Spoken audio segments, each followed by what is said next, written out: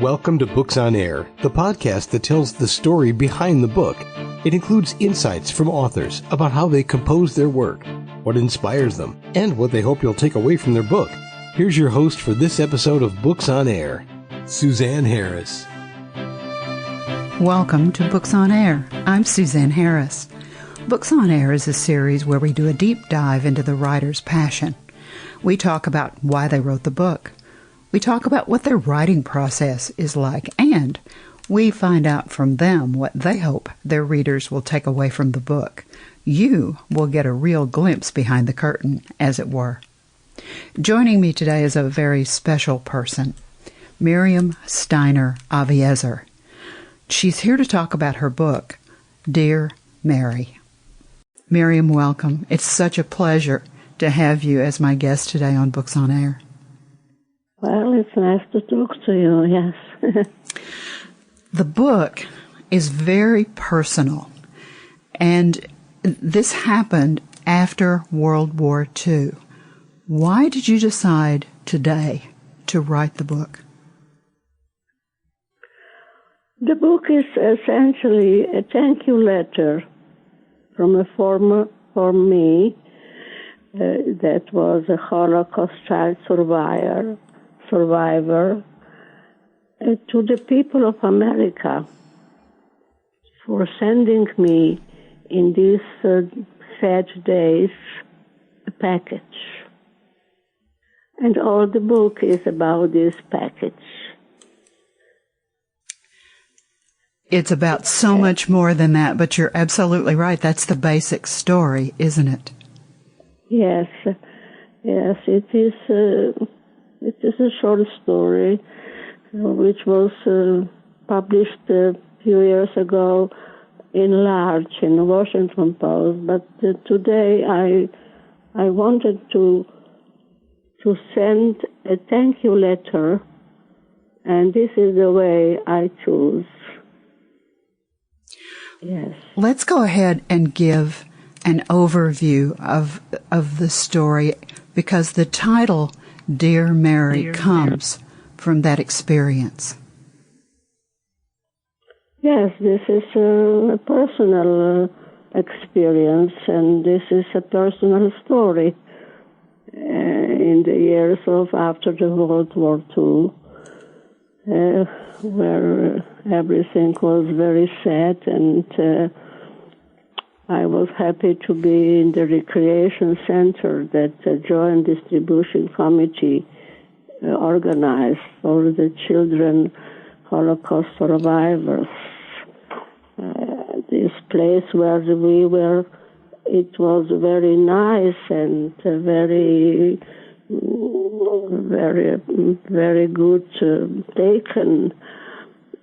But we lived in a big house with a huge garden and flowers around and everything. Everybody has a nice bed, and we wear nice clothes. And but I did not like to see. I did not like to associate with anyone. I did not eat in the big dining room, and I was allowed to take my meal to a place where I was hiding. And I was happy when they just left me alone and did not force me to join them. How old were you, Miriam? At that time, I was 11. Yes, I was 11. It sounds like it was a good place to be, but a frightening place to be at the same time. No, it was a nice place, and the Joint they did all the efforts to make us happy and to provide us a nice place to live in. But maybe they didn't understand our feelings and our mental situation. I just want to be alone all the time. How many other children were there with you? Many children, they were maybe 15, many, because they collected the children from many places to put them together, yes. Were there some older and some younger? Yes, all ages.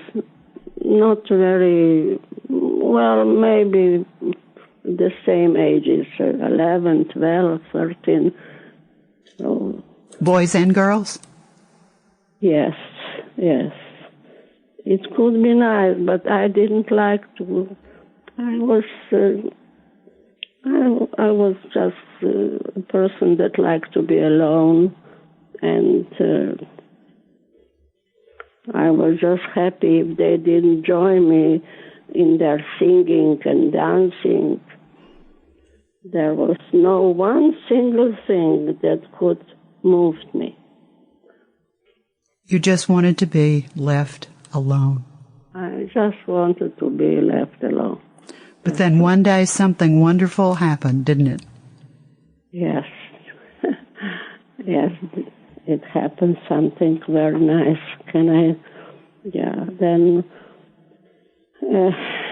one day I found a big package.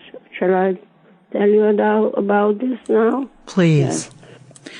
Did you want to read? Did you want to read about it? Do you have a portion of the book that you'd like to share here, or?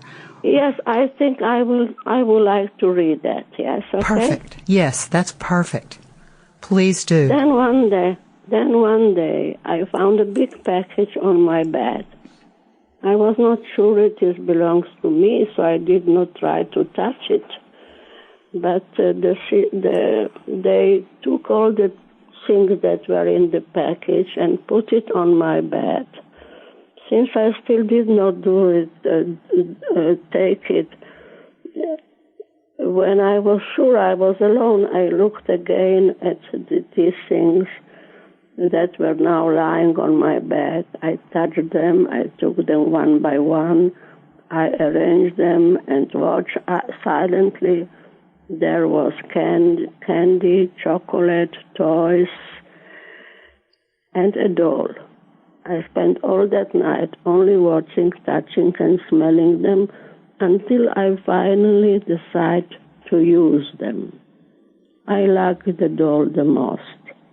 She was not new, but that's why I like her.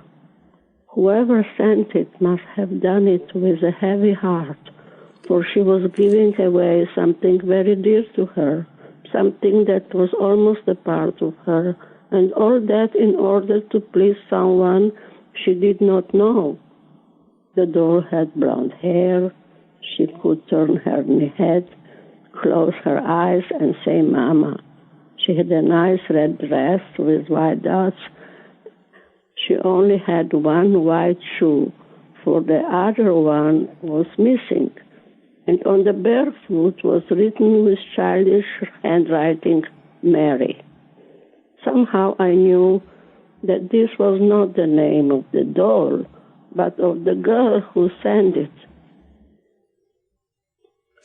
This doll sent it, so I imagined a girl my age kissing her goodbye and putting her in that big box.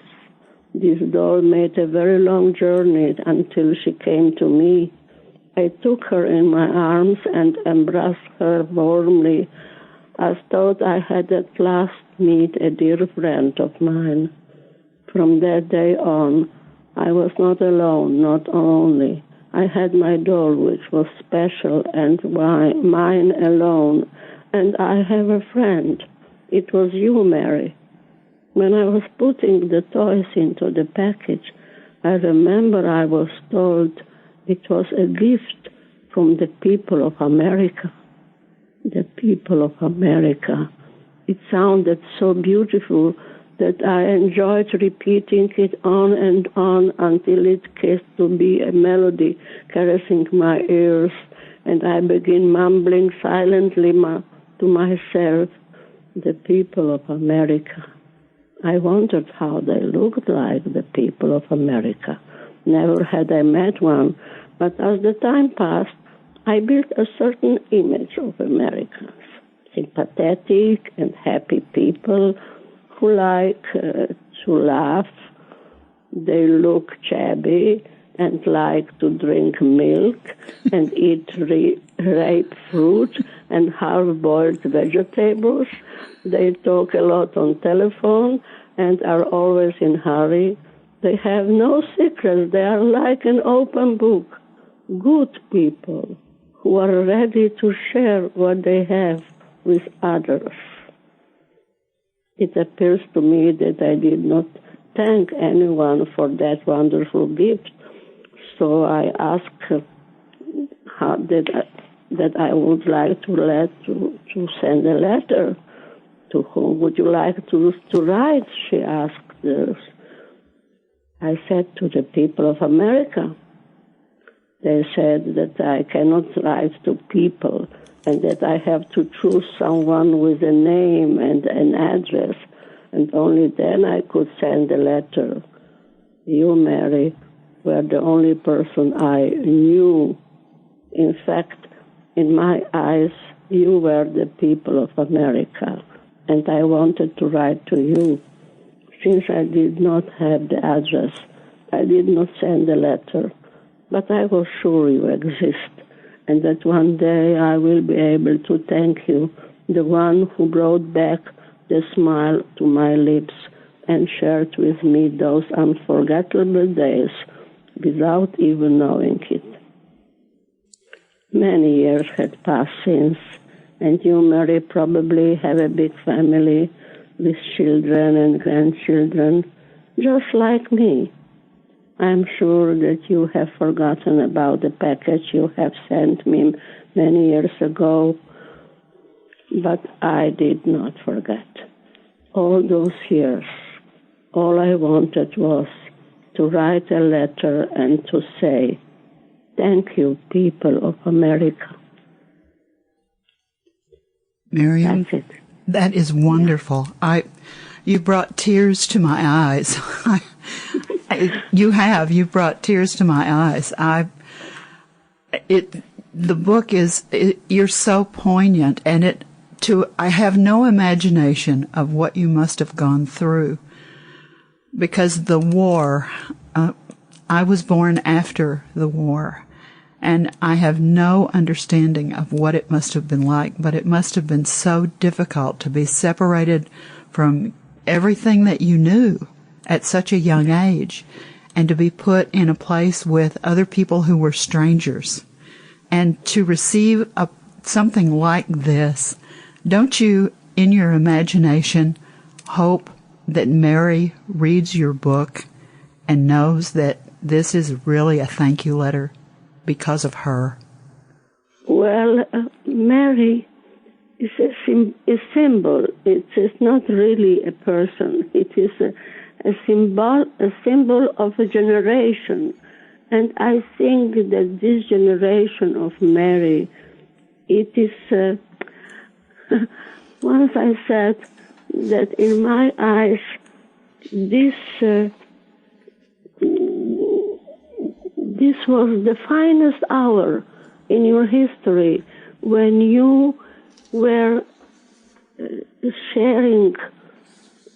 Even you were not, you personally didn't go through the Holocaust, but you identified yourself with those that did.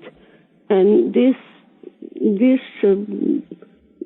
activities of sending packages, it's not only what was in these packages, but it was the gesture. And it is actually, it exudes the message of human love and kindness, compassion, and the power of goodness. Because I really admire people of America. I think that these are people, these Americans are so concerned about what is happening around them, and they are always ready to help, and they are always ready to share what they have with others. Yes. Miriam, this is just, it's wonderful. Thank you. On behalf of America, and I am an American, thank you so much for Yes. your view of us as a people. Yes. That's so kind of you, and you are correct in a large part. Many Americans do exactly what you just said. We have natural disasters and we pitch in with each other. People in other countries are in trouble. We pitch in, we help. That's part of the fabric, I guess, of our society. And I don't know that anyone has ever said, thank you, like you have. This is just absolutely wonderful. The book cover. Think so, yes. And I think that there are still alive people that were sending these packages. And my wish is that those people will read my book. Mm-hmm. And I think that, people sometimes don't know what to bring as a present to a grandfather or a grandmother. I think this book would make them happy. I couldn't agree with you more. We called... Yes, I received once a letter from a woman, a young woman. She said, when I read this story to my grandmother, who is sick and not responsive, she smiled. Wow. I know. Yes. One of the things that crossed my mind, I'm a former teacher, and one of the things that crossed my mind was how valuable the book would be on all kinds of levels. You could even read this story to very young children. And if you are a history teacher, this would be a wonderful story to bring to... Yes, this is my wish, really, that they can speak also about those sending these packages was one of the activities of the Marshal Plan. So I think that it would be very useful that the teacher will speak a little bit about this period and about the Marshal Plan and about the activities of human help to unprivileged people, yes. You know what the book does in my mind? What? What the book does in my mind is give a voice and make this personal. All of a sudden, it's one person, not a general country, it's one person. It's that single voice that makes history come alive. And I think that's what you have done with this book. You have been the voice of that Italy, that detention center, that recreation center by the Joint Distribution Committee. You have been that voice. No one else has talked about this. No one else has said anything about this like you have. And I think that makes history have a heartbeat and breath sounds. It's no longer just something in a book, or it's no longer something that's just written down. What you have said is so poignant and so personal, and everyone, from adults to children to grandchildren to grandparents that lived through this, can identify with what you were talking about. If they lived through any of this at all, and if they didn't, then this brings it home that really happened, and you're the person that was there and talked about it first person. I think that's very powerful. I just want to say thank you. I think you have said thank you in giant red letters, Miriam. Let's tell our listeners they've got to be sitting on the edge of their chair, and they've got to be wondering where they can find the book. You can find the book Dear Mary by Miriam Steiner Aviezer on Amazon. By Miriam, Miriam I-A-M, space, Steiner, S-T-E-I-N-E-R, dash, Aviezer, A-V-I-E-Z-E-R. Again, A-V-I-E-Z-E-R. It's on Amazon. Now, Miriam, we talked about some other places that the book is available. Would you tell our listeners where you think it's available? Well, there is one shop that I'm sure they have the book. This is at the Holocaust Memorial Museum in Washington. So probably in other places again also, but this is one place where I'm sure they have it. Yes. And the outer house is also available, yes. Now, that's your publisher. So if they went to www.authorhouse.com and put your name in, or even put Dear Mary in, the book would come right up, right? Yes, I hope so. Okay. Our time together is almost over, but I have one last question for you. Our listeners will become readers, and they will get a copy of Dear Mary, and they will sit down and they will read it. They'll finally come to that last page, and they'll read that last page, and they'll close the back cover, either electronically or physically, of the book. Miriam, what do you want that reader to take away from this wonderful personal story? Well, I think that to be, first of all, to see how one little